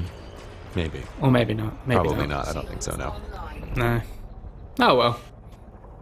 Never mind. Maybe. Times change, don't they? Yeah. Times change. We all go out and buy silly double-sided watches and... Exactly. Yeah. That's how that works. They've unintegrated Google Plus, have they, from YouTube as well? Like, they're changing something there? Do you know anything about that? I have been off the internet for this whole travel time, essentially, so I only know the barest of things from Twitter, but that, yes, Google Plus and YouTube are being unintegrated or not requiring integration, and yeah. I don't understand at all how this is going to work. I don't get the whole thing, but the bottom line is that it seems like Google is finally admitting in some small way that Google Plus is the total failure that it is, and that nobody likes it. Not a single person on the face of the earth likes Google Plus, and so maybe they're going to make it go away. And I still, I only have 3 YouTube channels that I manage. I'm nowhere near like you with dozens. And I still can't figure out what the heck I'm supposed to do with Google Plus pages, managing other things. I got no idea. I have contacted people at Google to be like, can you give me a diagram? Like what is the structure supposed to look like with these Google Plus pages? And I was like, I have no idea. Every once in a while, when I log into YouTube, I have a small heart attack because it looks, I look on the corner, it says CGP Grey, and I'm logged in, and I go to click on my videos, and there's nothing there. and every time I go, right, because my whole livelihood has just been thrown into doubt, and it's like, oh, right, of course, I have some bizarre duplicate Google Plus page that I can't get rid of because that I don't even know why, that I don't use for anything. The problem is too, Gray, they'll get rid of it. They'll say it was stupid, and they'll claw back from it. Right. But because I started all these channels and did all these things when Google Plus was like at its height of being forced upon us all, right, I'm going to be stuck with these 19,000 different multiple layered logins for the rest of my life. Yeah. And disentangling it is impossible. Yeah. So this is my concern as well, is, okay, great, no more Google Plus and YouTube. Thumbs up. But am I now going to be stuck with 2 layers of legacy on my YouTube account? Because I have some legacy stuff because I set up stuff before Google Plus that they never were able to get rid of when they integrated, and now that they're undoing it, it's like, oh great, can we just, like, what was so bad about making an account on YouTube? Like, I never understood. Well, I mean, I kind of know why they wanted to have Google Plus happen, but it was just a very frustrating situation. I'm glad it's gone. Nobody liked Google Plus. Nobody will miss Google Plus. I tell you what, if someone following sort of YouTube news saw, oh, there's a new player and 301 and Google Plus, I'm going to listen to Hello Internet because those 2 YouTube experts are going to have some really interesting insights. And they've tuned in, and it's just you and I talking about words that taste like raspberry yogurt. Yeah. I do have one more piece of YouTube news while we're doing a little bit of a YouTube segment here. Yeah. Did you see the thing about their new Diamond button? I did. Yeah, so I did. YouTube now has a new button. This is like a trophy that gets sent out. This is a trophy that gets sent out to people, by the way. It's not like a button that appears on your screen. It's a physical trophy that junks up your house, is what they send out to you. And my understanding from memory is that it is for 10 million subscribers. They send you the Diamond button, which is a level above, right? Because it's silver for 100,000, gold for 1 million, and diamond for 10 million. It's interesting. I wonder, because subscribers are becoming a less important metric, I think, for the importance of a YouTube channel. It feels that way. So it's interesting they're still sort of upping the ante, and they're making that the thing to look at and not view counts and things like that. So, but anyway. I agree with you that it is interesting. There's 2 things about this button that I think are interesting. One is precisely what you said, that YouTube still wants to have some reward and some focus on building your subscriber base, which is just in the world of what messages are companies sending out. I think that's an interesting message.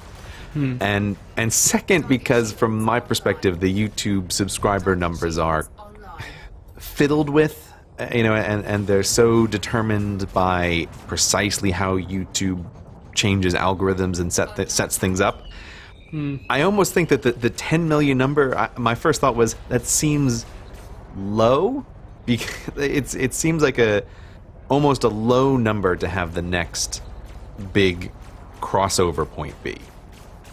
I mean, I know they're just going by orders of 10 here, but there's some YouTube channels with just ungodly numbers of subscribers. But I am also aware that the subscriber number used to be the number one thing that I looked at, and I judged my whole career based on the subscriber number. And I remember when I was debating leaving my full-time teaching, I had a spreadsheet with a number of subscribers that I wanted to hit, where I thought YouTube would be viable as a career. And so I was just so focused on subscriber numbers. And I'm now aware that because of some changes at YouTube, I never think about subscriber numbers. I don't promote people to subscribe to the channel. It's like it's just not a number that crosses my mind anymore. I think much more in terms of subscribers to my email list and also views on a video. But I'm really aware of the subscriber number just having completely slipped from my mind in terms of important metrics that I need to track. I agree. It used to be something actually, just today, someone I'm friends with passed 500,000 subscribers, and they tweeted about it, and that made me think, 60 Symbols is getting close to 500,000 as well. I'm going to have a look. And I went and looked, and it had passed 500,000 the day before, like yesterday as we record, and I didn't even know. Like, I hadn't looked at the number for so long that I didn't even know. Right. And that would have been something in the old days that, you make a video about and song and dance, and I didn't even know it had happened. You'd be aware of it weeks ahead of time, trying to plan Yeah. something for exactly launch, like the Mile of Pi video, which was for the 1 million subscribers on Numberphile. Like, you orchestrated a whole team of people to pull off a big stunt for 1 million for Numberphile. And it's. I think this is YouTube. I'd still do it for 1 million. I'd still do it for 1 million on the other channels as well, because 1 million is such a nice number. But 1 million is a nice number. It's an impressive sounding number. But I know from speaking to other people that they have said even now crossing the million number feels a bit like not like a huge victory, even a slightly hollow victory, because of the way YouTube does some of the subscriber stuff. Like, it's just it just doesn't feel the same like it used to be. I agree. Anyway, I just thought it was interesting to see that YouTube still wants people to focus on that number, but I think YouTube's other actions conflict with that. You're going to get a diamond button? What's your closest to the diamond? Is it Numberphile? Oh, Numberphile, yeah. I'm miles away from that. Yeah. You can put the diamond button above your 5 silver buttons. I'll probably have 30 silver buttons before I get to a diamond button. What you can have in your office is a big pyramid, a huge number of silver buttons, a smaller row of gold buttons, and at the top a diamond button. Yeah. That's what you'll have, is a little pyramid in your office. If I get to 10 million, I'll certainly ask for one. Just because I want to see what they look like. Of course. You can see what they look like on the video. Did you not watch the video? No, everything looks different in real life. Yeah. And I also don't think it's made out of real diamond. It's disappointing. No, it doesn't. It's really big. Like, all of their trophies are comically, awkwardly huge. The silver buttons aren't comically big. Oh, really? I've never seen one in real life. They're I'm trying to think. They're smaller than like an IMAX screen. Do you still have those above your fireplace?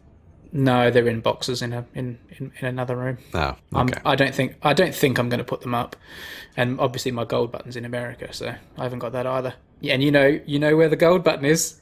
I do know where the gold button is. Say it. I want to hear you say it. It's at the spiritual home of Numberphile. That's right. Which is where, though? The Mathematical Research Institute in San Francisco. Mathematical Sciences Research Institute, yes. MSRI. MSRI. But I just like hearing you say it, spiritual home of Numberphile. Yeah? Does that taste like raspberries for you? It does. It tastes like... It is a bit... It's certainly berry-like. So, there's all these things still we haven't talked about. Okay, listen. Let's just be clear here. We can't possibly talk about all of the things that are in our notes here. We just have a bazillion things. Yeah. We've already been recording for a long time. Granted, a huge section of this was just nonsense. I'm trying to think, what section of it wasn't nonsense? What's catching your eye? I don't think you'll want to talk about the lion. What lion? The killing of the lion. I do not know this. Oh, man. It's like been one of the biggest stories of the last couple of weeks. Do you want to tell me about it? What is it? Someone killed a lion? Yeah, basically. It was this American dentist who's like into trophy hunting. And, one of these guys who pays big money to go to Africa and kill an animal. Right. And have his picture taken with it. Yeah, so they can feel big. Basically. And I'm sure he would have gone on quite happily in obscurity doing this for the rest of his days. Except he went to Zimbabwe, and the lion that he shot with his minders that set it up for him ended up being this famous celebrity lion that everyone loves in the national park and had an Oxford University tracking device on it and stuff. So it became this huge story that the lion got shot, and then he got revealed as the guy who shot it. Wait, hold on. I am so confused already by this story. Let's back up for a second. Okay. first of all, number one, is it legal to go hunt lions in Africa? Like, is this a Yes. thing you can legally do? Yes. We have enough lions that this is not a problem? Well, that's the answer to that question isn't necessarily yes, Okay. but it is legal if it's Okay. done in certain ways. Okay, but so this particu- is not like rhino hunting, right? Where there's no legal Yeah. place you can pay money to shoot a rhino. You know, No, no there are matter how much legal. money. There are legal places you can hunt lions, and Zimbabwe is one of them. Mm-hmm. But it turns out this was not done legally. Right, because They- now they it were- sounds like they were in some national park. They were, yeah. Well, apparently they lured it out of the national park and shot it outside the national park. But they lured it out. Basically, they put like a dead carcass on the back of a car, and then the lion comes along and says, "Oh, that looks good." And there's some, And then- they're walking and then- the lion into this guy's sights. These Yeah. people are basically the Sherpas of the hunting Yeah. world. And then this big brave dentist Right. used a crossbow, I believe, to shoot this lion that was just sniffing along for some food. Right. By the by, this guy then got exposed as the guy who did it and has become like the most hated man in America. Right. And he's gone into hiding, and people are protesting outside his dental surgery, and the people in Africa have been taken to court, and there's talks about extraditing this guy, and it's been this whole big palaver. It's a really interesting story, which I was going to ask you what you thought about, but as I'm the one telling you about it, As this You're is probably- literally the first time I'm hearing about it. yeah, there's probably not a great deal for me to ask you. I mean, you know me, right? I don't like internet witch hunts and lynch mobs, and this guy has been like lynch mobbed in multiple different ways. And yet, you also know I really love animals, and I'm really, really struggling to muster up any sympathy for this guy because. And all these other pictures have now come out of him shooting other animals all around the world. You know, he's killed every lovely animal you can think of. And I don't know. I just think this trophy hunting, like I don't mind people hunting. You know, and there are good reasons for hunting, but just killing a lion so you can say you killed a lion, and all you're doing is just like, it's just walking into a clearing, and you're just getting an easy shot anyway. It's Yeah. like, it's not like he got thrown into a cage with the lion and wrestled it to the ground and overcame it. So it's not even like he did. That would be bad too. But at least he would be like, he would have done an amazing thing to have gotten his lion head. Exactly. This guy didn't even do an amazing thing. Yeah, that's always my feeling about this kind of hunting. Is you go to an exotic location to kill an exotic animal. I always feel like I am not impressed unless you did it with your bare hands. If you did it with your bare hands, you know what? You still shouldn't have killed that thing, but at least I'm impressed. Whereas Yeah. when you're, you have minders setting it up for you, you're using a ranged weapon. I feel like I couldn't be more unimpressed with what you have done. And you haven't done a good thing. There's no overpopulation problem. It's just all around thumbs down. It reminds me of one of my favourite Far Side comics, which is Far Side by Gary Oh, Larson. of course. Yeah, and it's the one where there's the grizzly bear, like really cute grizzly bears, just have it lapping up some water from a little pond, and there's a hunter behind a bush that basically shoots it in the back, and then it like falls over dead, all sad, while it was drinking water. And then it cuts to the next shot, and it's him in his den with the stuffed bear in like this angry pose, like it was attacking when he shot it. So Yeah, that's about right. yeah. But so anyway, this modern ability we have to sort of publicly shame and lynch someone, I don't always like. But this guy's as I said, I'm struggling to feel sorry for this guy. Yeah, I'm with you on the lynch mobs. On the last Audible ad that I did, I recommended that book, So You Have Been Publicly Shamed, by Ron Johnson, who's an author in London, I believe. Which is, I think, everybody who spends any time on the internet should read that book. It's a really interesting book about how these lynch mobs form, and I am very sympathetic to people saying dumb things or wandering into situations and then the internet just vastly overreacts to what's going on. Like, I think those are complicated situations in which it's important to try and think about other people in the full spectrum of their complexity. But I'm going to say, at least from the version of this that you have told me, I don't have the same kind of, ooh, let's be cautious, oh, what about the person feeling in this story? Because it's someone who has gone way out of their way with a lot of effort to do a thing that is of no value to anybody. So that's why I feel like, if there's some kind of big public reaction to it, okay, it may be out of proportion, but I'm also having a hard time caring about a person who does that. Because you mentioned audiobooks, let me have one more little quick topic. Okay.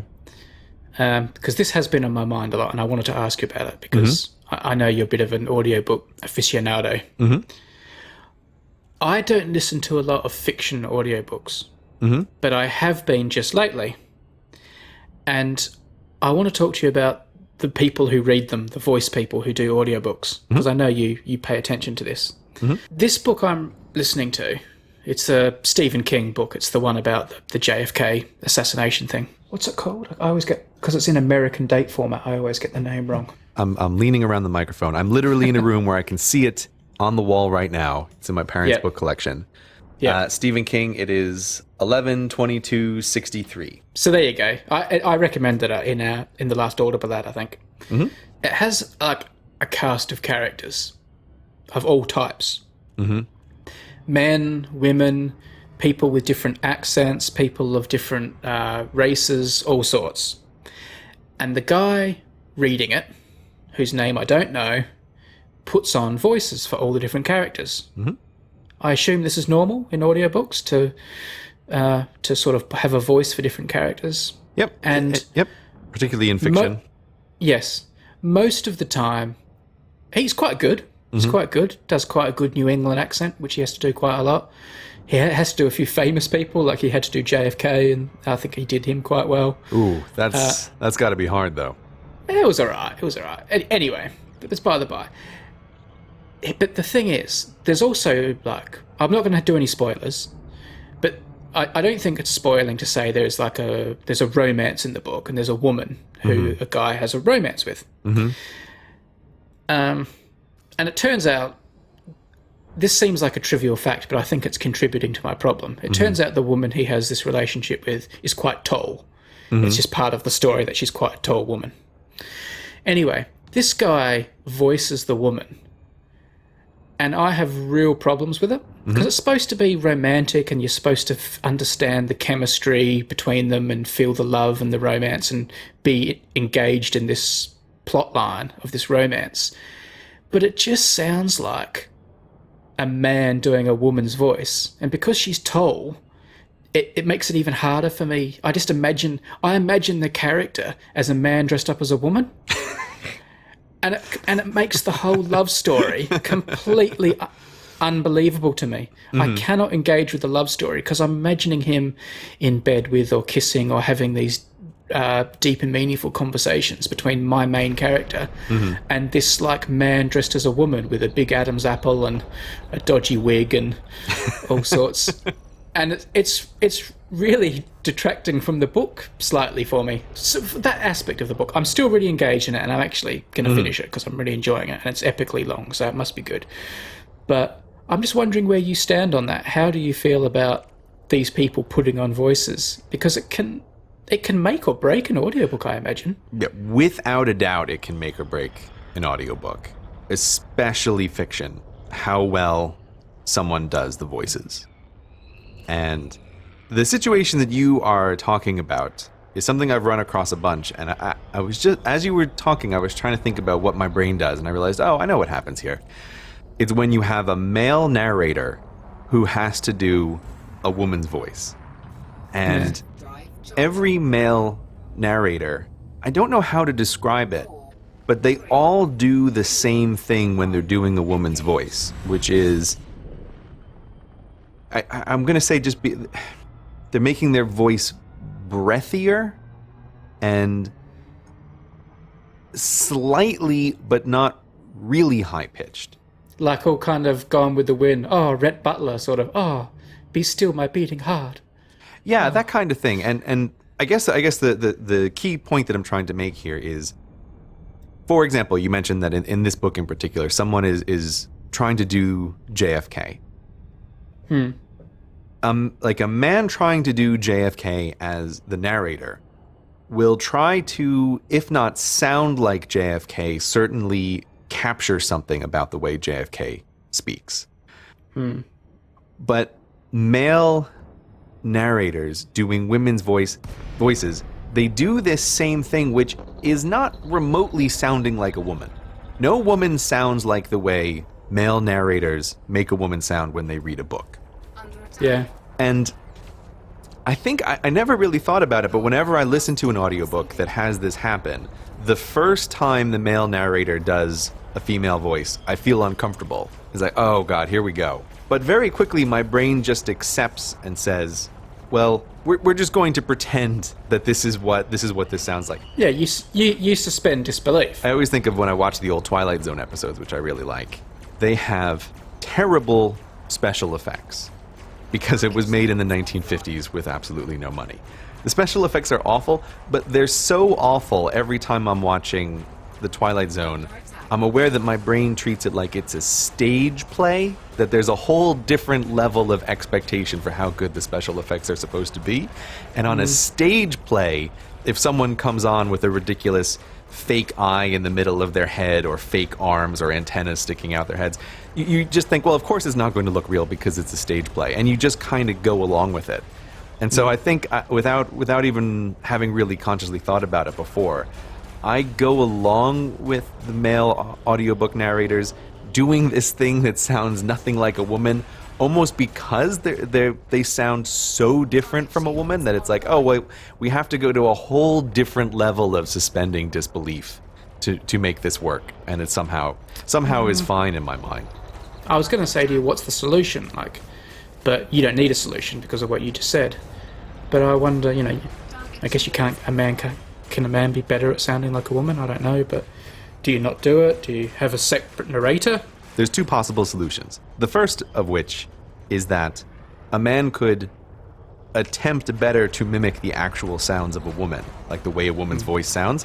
But I would bet there's a reason that I've never heard a male narrator do that, is because you probably run into an uncanny valley situation where even if you are quite good at actually imitating a woman's voice, you're not perfect, and it just sounds even worse.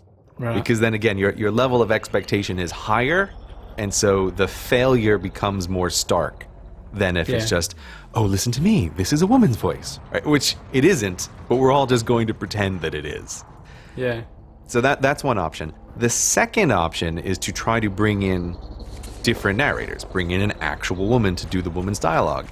Yeah. And this is a problem with books where when I'm listening to fiction, very, very rarely, I can actually only think of one example, do fiction books sound better when you have a cast doing them.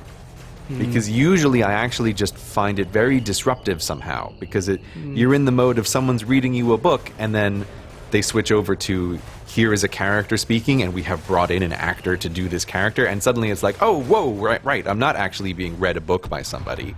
Yeah. There's a bunch of people sitting in a room around microphones, and I find it very disturbing when that happens. I can imagine it would take you out of the moment quite a lot. Yeah, it's every time it's disturbing when you switch to someone and you're not expecting it. And I'll say that just before people ask, the only example that I can think of off the top of my head that is really good is His Dark Materials series by Philip Pullman. They did a version of that with a full cast, and that is a magnificent series of audiobooks to listen to with the full cast. But I think it's in no small part because of the structure of the way the story works, that basically every person in the story has a little animal that they're always talking to. Because there's constant dialogue, there's never ever a long section where the narrator is talking to you and you can slip into that mode of, oh, I'm being read a story. You're always having a dialogue between two characters. And since it happens all the time, I think you can treat that as a different mode. So I think there is really no solution to this. I don't like casts of characters in books normally, and I think trying to do a more convincing impression can actually possibly be worse. I tell you what, are Audible sponsoring this episode? I don't know if Audible's sponsoring this episode. Let's see. Because they've done well today. I want to go and download his Dark Materials after this. Yeah. Are you going to be mad if they're not sponsoring it? How are you going to feel if they're not sponsoring it? Well, I don't mind. As long as people still use our code or URL. There is no Audible sponsor Yeah. for this one. Of course, Oh, well. the listeners already know that. We don't know, because this is at the very end. They already know Yeah. that our sponsors were Harry's, Backblaze, and Hover. Thanks, guys. Okay. But There you go. not Audible this time. So you All should right. listen to his Dark Materials. It's very good. Yeah. And do use our Audible link, even though they didn't sponsor the episode. I'm sure they'll sponsor us again, so they can yeah. have a little bit of free love there. Yeah. Yeah, they sponsor us in the future, so yeah, tiny bit of free love. All right. I have one thing, Brady. You might want to not do this. I'll just throw this in, but I have a potential homework suggestion if you want to do this. Go on. My homework suggestion, and I know I can feel reasonably comfortable suggesting this because I know you have already done the homework. I know you don't like doing the homework. Yeah. Would be The Martian. I don't The know. book? Yes, the book. I don't know the author of that book. but- Andy Weir. There we go. I recently read this, and I Yep. thought, not a huge discussion, but I thought we could have a little bit of a discussion on The Martian next time if you wanted. And so I thought I would Yeah. give people a heads up this time if they want to read the book between now and who knows when the next Hello Internet comes out. Okay. Well, that's good. I have read it, so fine. There I've you done go. my homework. So if I can pick topics where you've already done your homework, you're much more amenable to homework. Is that the lesson That that, is I should take from this? that is the way forward. Did you did you read it in text or did you audiobook it? I read it on the airplane is where I read it. I read it on one of my Cool. flights. Oh, do you know what we didn't talk about? What? I just want to quickly mention this just in case. Uh-huh. Basically, lots of people have been messaging me about cricket. Obviously, there's this big cricket series happening at the moment between Australia and England, which means a lot to Australian and English people.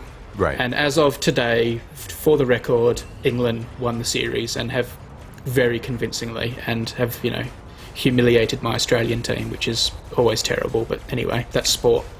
I'm But- sorry, Brady. Yes.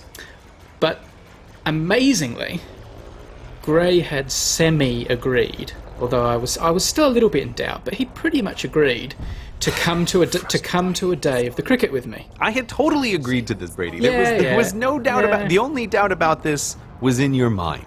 No, because I think you knew you weren't going to make it back. But anyway. So anyway, this is by the by. Gray had agreed It's not by the by. You just No, want to no. blow past this and feel No, no, separate. no, yeah. I'm putting it on the record now. I Yep. want to go to a cricket game with you. Yes, Brady. you do.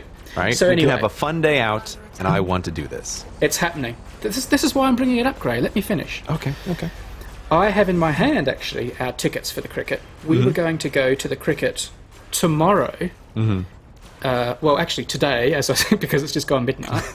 Today, Sunday, the 9th of August. I've got 2 tickets for us here to sit in the Radcliffe lower stand together. We were going to be in row J, seats 102 and 103. But because Australia lost so convincingly, this game that was supposed to last 5 days only lasted 2 and a little bit days. So This game isn't even happening. That's the understanding. So not only can Gray not come because he got stuck in America because of his standby flights, but even if he hadn't got stuck in America, we wouldn't have been going to the cricket tomorrow because the cricket's not on. So having finally got Gray to agree to come to the cricket, 2 things conspired against us, and so Gray definitely can't come. Both of which were complete and utter deal breakers. Now, if Gray happens to get this podcast up quickly enough, and you happen to have 2 tickets to the 5th Test match at the Oval in London, so very easy for Gray, and you want to make them available to your old pals, Brady and Gray, so I can take him to that cricket match, drop me an email. Preferably, we would prefer corporate hospitality, a box, food, drink, all that sort of thing. Wait, you're incredibly- what are you signing? When is this? What are you signing me up for? I don't even know. When is this thing? What are you talking Well, about? the final match between Australia and England, which is now a dead rubber because Australia have lost the series, but they still play it. Dead rubber. Okay. A game that means nothing because the series can't be won. England lead the series 3-1. But they still there's make one- them do it. Okay. They still, in America they don't play, but in other sports they quite often will still play. Okay. It starts on the 20th of August.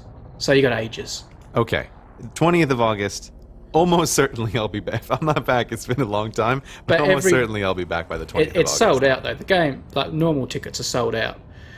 But Right, but you're hoping that among the surgeons, mice, and humans, and people on cruise boats, and Air Force One assistants, and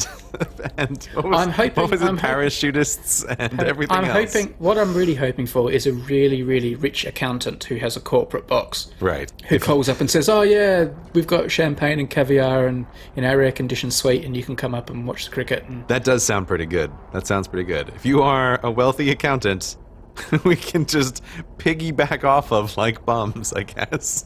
yeah, and join your sports box that's up high. sports box. Yeah, That sounds pretty good. and watch the cricketers whack that shuttlecock all around the Yeah, racket field. it sounds great.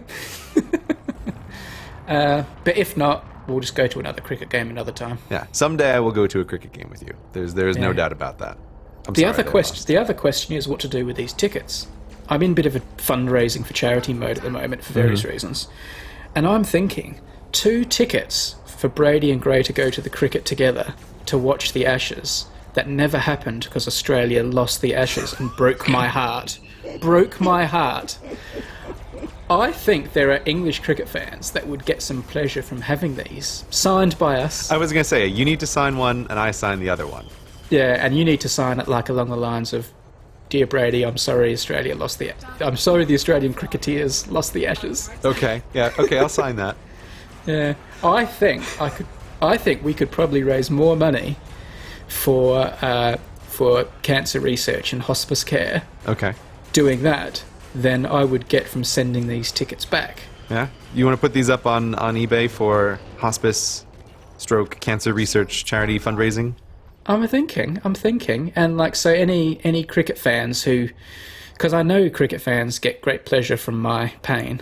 This is a chance to own it forever. Oh, I see. So you're thinking this is an even better thing for English cricket fans. I get it. It's the ultimate piece of sports memorabilia. A cricket Right. ticket signed by a guy who knows absolutely nothing about cricket, and a guy who loves Australia, but this was his team losing. So I feel like you have dragged me on board this crazy train of yours with all of these auctions, because every time you have one of these auctions, I think no one's going to buy this thing, but you end up sending stuff to my house to sign the Getting Things Done book and some other stuff, and I was like, I can't believe these are always successful. And so now I feel like I've been pulled into your reality distortion matrix here and thinking, yeah, these totally worthless tickets, maybe we can raise some money for charity. I think a cricket ticket signed by CGP Grey, like, I see value in that. And it's kind of like this, like they're kind of like these cursed tickets now because They're not cursed. They're not cursed. Don't say that. Let me tell you why they're cursed. No, they're not cursed. triply- You're reducing the value if you'd say that they're cursed. It's like No, you're putting up a monkey's paw for auction now. No, I'm increasing the value because they're triply cursed. Because this was the test match where Australia lost the Ashes. Uh-huh. This was the day you were supposed to come to, that you didn't come to because the test was over. Right. And it was the day you didn't come to because of your stupid, cheapo standby tickets. Uh-huh. Got it. So, Okay, so we're all in. If you want triply cursed cricket tickets signed by us, link in the description.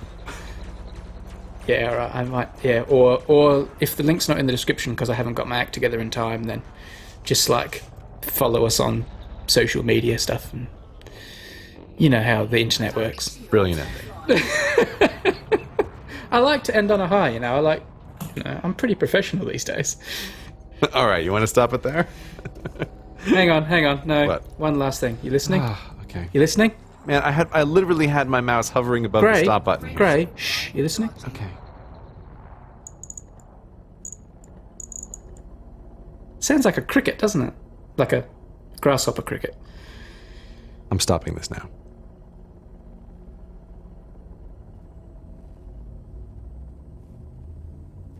Four, three, two, one, engage.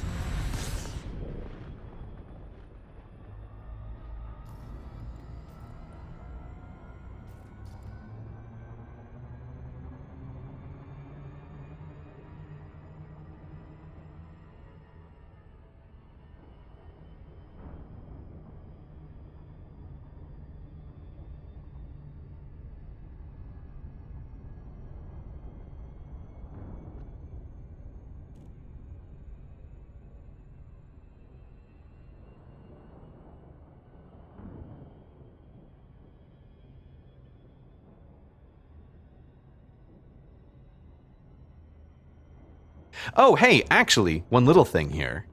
Do you want to talk about our weekly weigh-ins? Because we forgot it last time, and people will be mad if we forget it this time. I haven't done it. Okay.